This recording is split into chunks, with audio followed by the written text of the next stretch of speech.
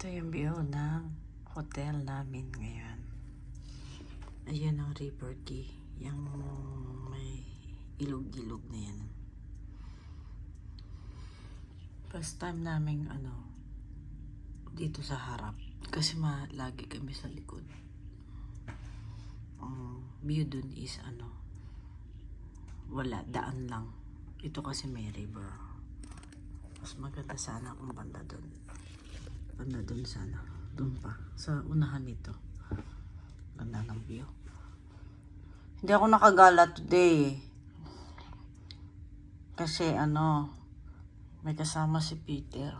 So, pagka gumala ka, edi maghapon yun. Makabalik mo mga kumari. Before 6. Anong oras na kung gagala ko? Sa akin ang susi niya. Kaya hindi ako gumala. Alam niyo mga bahay na yan. Kung bumili kayong bahay yan, mahal yan.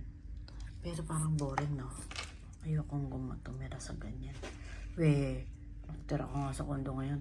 Hindi yan DTO. Mahal kasi lupa dito sa Singapore. Pero kung nakatira ka dyan, maganda kasi alam niyo kung bakit. Dito ka ako.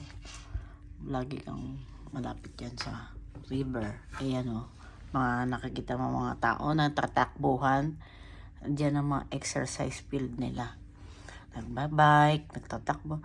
Tutusin, nakakainis nga dyan Parang gawing biking area. Sana walking na lang. Kasi minsan kasi hindi mo malaman may nagko-crossing na nagbabike and ka pa naman.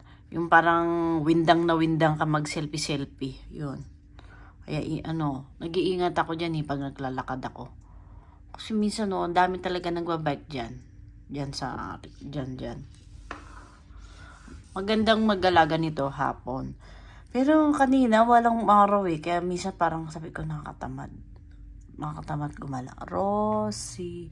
Bukas pupunta ako sa Little India. Yun ang aking ganap. Little India. May naglalakad.